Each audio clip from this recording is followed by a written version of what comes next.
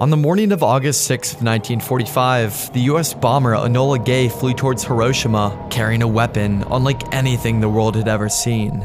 The weapon was an atomic bomb, and very few outside of America even knew that such a thing existed. In minutes, the entire city would become a graveyard. But down on the ground in Hiroshima, it was a clear summer morning and the city was just starting its normal day. This morning was special though for a man named Tsutomu Yamaguchi. Tsutomu was 29 years old and worked as an engineer at shipyards. Tsutomu was from Nagasaki, but he had been living in Hiroshima for the past 3 months, designing ships for the Japanese Navy. Today was the last day of his 3-month-long project though, and he had a train ticket later that evening to Nagasaki. Tsutomu was excited that he was finally about to go home to see his wife and child, but instead, he was about to step into history's deadliest nightmare. As he was arriving at the shipyard that morning, he heard a plane buzzing overhead. This wasn't anything uncommon given Japan was in the midst of World War II, but this plane sounded different. He looked up at the plane and immediately knew it was a B-29 bomber. Japan didn't have any B-29 bombers of their own, so he knew this couldn't be a Japanese plane. As he's watching the plane go over him, he sees something drop out the back of it.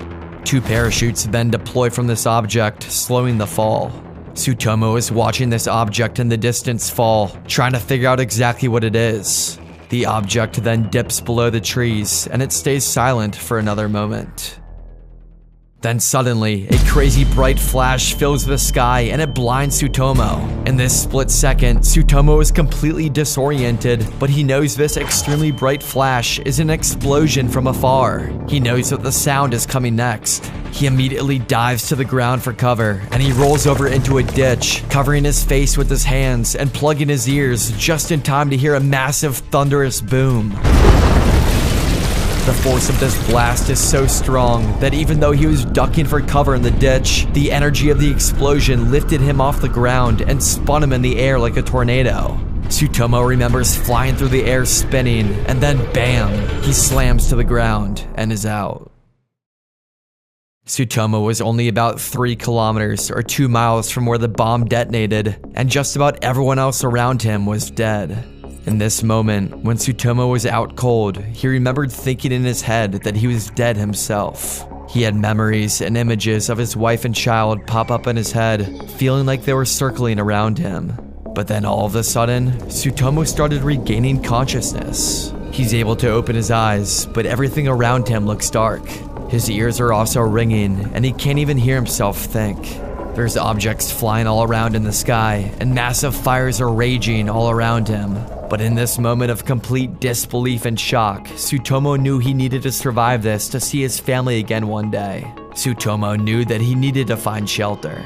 Tsutomu then started rushing towards an army shooting range that was nearby. Tsutomu had been to this shooting range before and remembered that it had very large concrete walls. The range was built almost like a concrete bunker. When he got to the shooting range, there was a bunch of Koreans inside who were also caught in the blast. Their clothes had been ripped off their bodies, and they were as red as shrimp from the burns of the blast. They were in the bunker screaming "Help! Help!" in Korean, but Tsutomu was just as badly injured, and there wasn't anything he could do to help. Shortly after, 2 students from the Hiroshima Technical High School came into the range. One of the students looked at Tsutomu's burns and couldn't believe how bad they were. This student reached into his bag and pulled out a special ointment that had seashells mixed in with it. The student then rubbed this on Tsutomu's burns that covered his entire body. Tsutomu found a mirror inside this range and couldn't even recognize himself in it. Much of his skin was peeling off his body, and he knew he was going to need serious medical help. Tsutomu then decided he needed to venture back outside to find assistance. He wanted to try and return to the shipyard to see if any of his coworkers and friends were still alive there.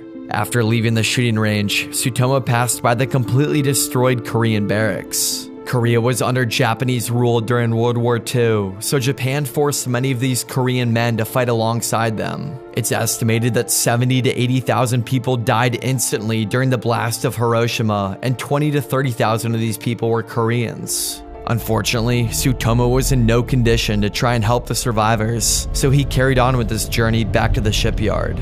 Once he finally returned to the company's shipyard, the devastation was unimaginable. The whole area was littered with burned corpses. The company's dormitory, which is where Tsutomu had been living for the past 3 months, was also completely destroyed, so Tsutomu didn't have many options for where he could sleep. He didn't have much energy left and decided to just fall asleep on the riverbank amidst a burning city. The next morning, Tsutomu woke up and finally had some good news. He overheard from a few other survivors that there was an evacuation train leaving for Nagasaki later that morning. Somehow the rail track was just far enough away from the blast that it was still functional and was going to help people escape to Nagasaki. Tsutomu couldn't believe the news, but he wanted to make one final stop before returning to Nagasaki. He had to go to his parents' home in Okamachi, which was just outside of Hiroshima. Tsutomu had no way of knowing whether or not his parents were still alive, but he had to make the trip just in case they were. Tsutomu then traveled through the fiery and obliterated city and walked all the way to Okamachi. Another air raid siren started going off just as Tsutomu got to his parents' home. Nobody was home inside, it seemed, but Tsutomu went in and sat down in front of the family's altar. He sat there and finally had a moment to decompress and wait out whatever attack may be coming given the alert from the air raid sirens. Eventually, the warning was lifted though without any attack, and he heard his parents coming back to the home. On the way in, Tsutomu heard his mother and father talking. The mother said that, "We'll have to go to Hiroshima and collect his remains." Then the father said, "Even if we go, we won't be able to recognize his body. We don't know where he died, and we won't be able to tell one body from another." It was at that very moment that the father and mother walked in to see Tsutomu sitting in front of the family's altar. At first, the parents were wondering who had broken into their home, as Tsutomu wasn't even recognizable from his burns. Then Tsutomu spoke, and his parents realized it was their son. Tsutomu couldn't stay here for long though, as he had to make his way across town to catch the train heading for Nagasaki. Tsutomu wasn't going to lose his chance to see his wife and kids again. In order to get to the train station, he had to pass over several bridges. As he would travel over these bridges, below Tsutomu saw what he described as a river of corpses. It was unlike anything you could ever imagine, and Tsutomu ended up writing a poem about this devastating experience titled "And the River Flowed as a Raft of Corpses." Finally, Tsutomu made it to the train station and boarded the overnight journey to Nagasaki. The next day, now on August 8th, 1945, Tsutomu's train made it back to Nagasaki. He immediately went straight to the Mitsubishi Hospital next to the Nagasaki station for medical treatment. Tsutomu later described the doctors as heroes and did everything they could to treat his wounds. Tsutomu ended up leaving the hospital looking like the Michelin Man, where his entire body was covered with bandages aside from his eyes, nose, and mouth. Tsutomu was finally able to make his way back home to see his wife and kids. His wife and kid, like his parents, didn't even recognize Tsutomu at first, especially because of the bandages that covered his entire body. They were completely shocked to see him alive, however. The next morning, on August 9th, 1945, now 3 days after Hiroshima was hit, Tsutomu started making his way to the Mitsubishi office in Nagasaki for work. Tsutomu is still severely injured and mentally traumatized. This may sound insane that he was going to work just 3 days after an atomic bomb's explosion, but generally in Japan, people tend to treat their jobs with an exceptionally high level of seriousness, loyalty, and responsibility, much more so than in other countries. Not to mention, Mitsubishi was building military equipment for Japan during the war, so Tsutomu likely felt an obligation to help his country. Once he got to his office, like back at home, nobody recognized Tsutomu at first. It was only when they heard his voice was when they said, "Oh Yamaguchi, you made it back to Hiroshima alive?" Tsutomu was causing quite a stir around the office, and everybody gathered around. They kept saying, "He's back! Yamaguchi is back!" Then Tsutomu's manager pulled him aside to figure out exactly what happened. There was a lot of confusion in Japan in the early hours and even days after Hiroshima was attacked. It sounded at first like just another city had been bombed by the United States. Tsutomu told his manager, though, that Hiroshima had been hit with just one bomb and the entire city was destroyed because of it. Everyone, including his manager, was refusing to believe this could be the case. They said things like, "There is no way one bomb could destroy an entire city like Hiroshima." They also kept joking with Tsutomu by saying things like, "You're an engineer, you must know that one bomb can't destroy an entire city as large as Hiroshima." Tsutomu's manager was going on by saying, "It must be the hit you took to your head. That must have done something to you." Others were even saying, "I think this guy's lost his mind. I thought he was an engineer." As everyone was railing on Tsutomu, not believing his story, right then, another flash came, similar to the one Tsutomu had just lived through.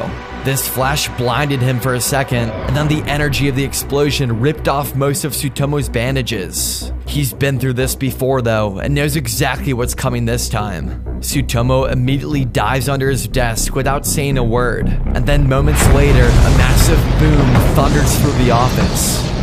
All the windows shatter and debris and glass fly everywhere. A second atomic bomb had just been dropped, this time on Nagasaki. This time though, he's not quite as injured as he was in Hiroshima.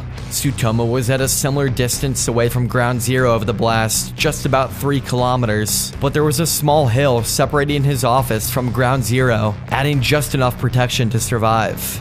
Tsutomu rushed out of the office though, and ran back home to see if his wife and child were still alive. As he's running, he's making his way through thick clouds of ash, and there's fires popping up all around him. He finally arrives back at his home, but is devastated to see that the whole thing had been reduced to just a pile of rubble. Tsutomu can't believe it, and has no clue if his wife and kids were inside at the time of the blast. Tsutomu's wife had actually been outside of the house helping dig bomb shelters. She was inside one of these shelters, working on digging more soil when the atomic bomb dropped on Nagasaki. Thankfully, Tsutomu's wife was still alive, and she was rushing back to the house. As for Tsutomu's son, he was outside with another girl from the neighborhood playing in the yard. As the explosion happened, a roof tile came flying and hit his son in the head. This is when the son said ouch for the first time. Miraculously though, the son and the schoolgirl survived, only with minor injuries. Tsutomu had now just become a survivor of the only 2 atomic bombs ever dropped on civilians, and somehow his wife, child, and even parents were all still alive. Tsutomu ended up living an incredibly long life, living to 93 years old, until he finally passed away in 2010 due to cancer. But this story isn't the only time in history where fate seemed to defy all odds. In another disaster decades later, just 4 people would survive one of the darkest attacks in modern history. The 4 people who survived above where the plane hit on 9/11 in the South Tower. You can find that video right here.